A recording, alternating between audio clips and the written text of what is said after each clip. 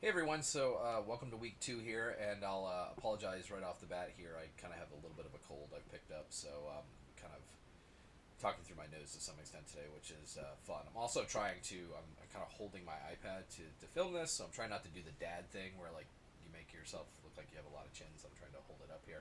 Um, so we'll see how that works. So welcome to week 2 here. Just couple things about week 1, and then we'll talk about sort of week 2 and kind of where we are here. I appreciate it. I was able to go through all of the posts that you made in the Getting to Know You forum, so that was really cool. You'll see that I left a comment on everyone's to some extent.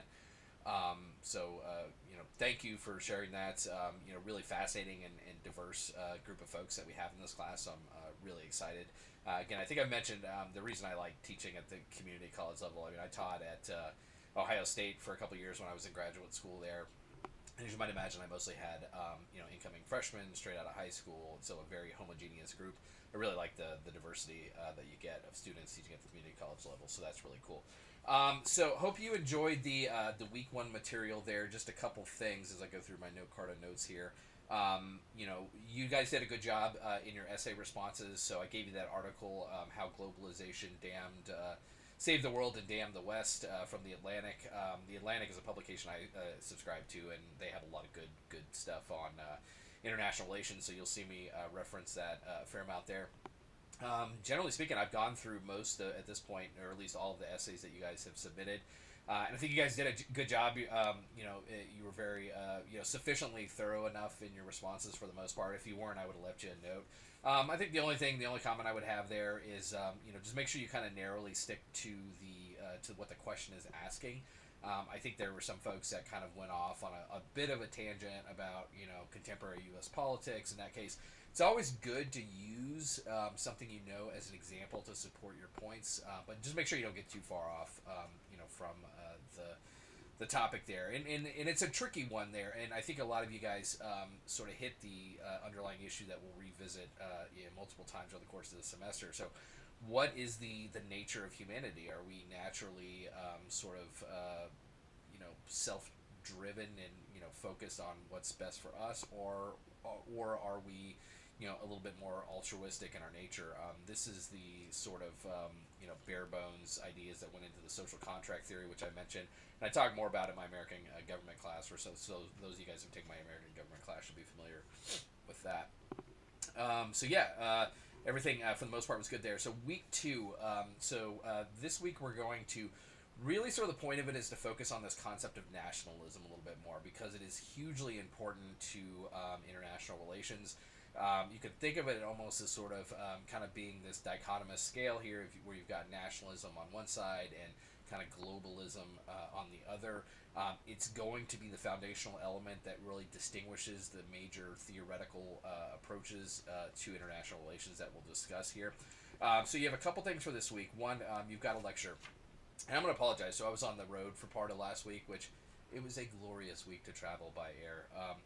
It's funny. I work in the airline industry. I effing hate airline travel. What's surprisingly amazing that most people don't realize is the train in North Carolina. Anytime I have to go down to Charlotte, I take the train. It's super easy. It's comfortable. It's my plug for the train. But you have speaking of that, so you have this lecture. I filmed it when I was in the airport on one of my flights back. And so there's a little bit of background noise, so I apologize. Once I went back and listened to it, I was like, you have the music coming from the speaker there, and yeah.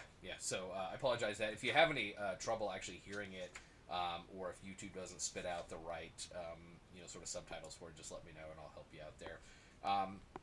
So watch that video. You'll have a code word as you had before. There's a couple other supplemental videos. There's 2 pertaining to the League of Nations, so I want you guys to watch those because they actually do a pretty good job of sort of explaining the history of the League of Nations, which I touch a little bit on in this lecture here. And then there's one about Japan's rising nationalism. So this video is about 5 years old, but it actually does a pretty good job. It's from Vox. Generally most of the stuff they produce, I would say, is a little bit more left-leaning and progressive. And the topic is nationalism. And you have this, and then you also have a reading on the problem of U.S. nationalism. And that's actually from the Heritage Foundation, which is a conservative think tank. I try and give you sort of a mix of kind of perspectives here. I think the video on Japanese nationalism isn't inherently critical of nationalism, but you can see some parallels that they make there. Look, and I drive home this point. As I said at the beginning of the class, we're approaching this as political scientists, and as political scientists, we see nationalism as a social phenomenon, something to be studied, explored, to understand sort of the basis of and distinctions of. And you'll see a little bit of comparative politics in this video on Japanese nationalism. And it was actually, I learned quite a bit from this video as well, because they make some parallels to U.S. and European nationalism, and then they sort of talk about at the end why it's distinct. I will tell you there's an important point at the end of that video that they make regarding populism, and that'll come back. These supplemental videos and readings will be included on your exams, and I'll give you a review sheet to sort of help guide you to the right things. But I try and use these intro videos to give you some guidance on the exam of maybe questions I'm going to ask. So there's a point at the end of that video about Japanese nationalism related to populism that will certainly probably come up here. So you have that. You've got, again, the reading from the Heritage Foundation. Just to give you an overview, this concept, for a lot of you, particularly, for those of our students who are still in high school, you may not be as familiar with some of these concepts. But at the same time, too, a lot of you, if you're young, then you've grown up. Most of your life has been spent sort of during this period of neo sort of nationalism, this sort of focus on, the United States, Donald Trump's America First policy, which is very much a focus on, supporting, the idea of supporting Americans and becoming less involved in terms of international conflicts and being less exposed to the international economy here. And it's not a good thing or a bad thing, it's just an approach, and that's how we're going to sort of understand it here. This week there's no essay assignment, but you do have a discussion post. So the important thing to note about discussions is that this is the one assignment where consistently you'll actually have a portion of this due before Sunday. So with discussion posts, what I do, I'm going to give you a question, and this one's going to be related to national identity and ask you to sort of reflect on sort of where your nationalist identity lies and kind of, where it is in priority to other things here. And the cool thing about this question is that, this is really where diversity in our classroom is hugely, actually legitimately helpful, because we have students who, maybe were born in other countries or who lived a considerable time in other countries and have different perspectives. You have students from rural backgrounds, urban, suburban, the entirety, and that's going to affect your perspectives here. So we want to explore that a little bit more here. But your original post is due by end of day Thursday to that question. So go into the discussion board, post a response. Again, make it thoughtful. I'm not giving you a maximum or a minimum here, but if you've got 1 or 2 sentences, 2 or 3 sentences, then that's probably not going to be sufficient there. And I'll let you know. I may knock off a portion of the credit there and let you know. But give it sort of due thought. So post that by Thursday, and then by Sunday, I want you to post a response to at least one other student's post there. So the reason that the first one is due by Thursday is so everybody has sufficient time to get some answers in, and then the back half of the week you can review other students' comments and post there.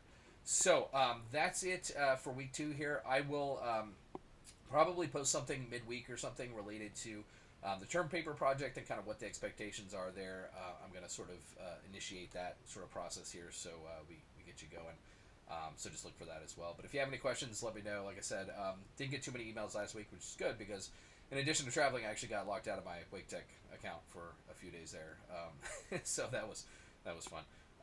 But like I said, any questions, let me know. So far, like I said, the essay responses I got from you guys were generally very strong. I mean, I haven't gone through all of them at this point, and thanks again for introducing yourself, telling me a little bit more about you. That was really sort of fascinating. Have a great week, everyone. Thanks.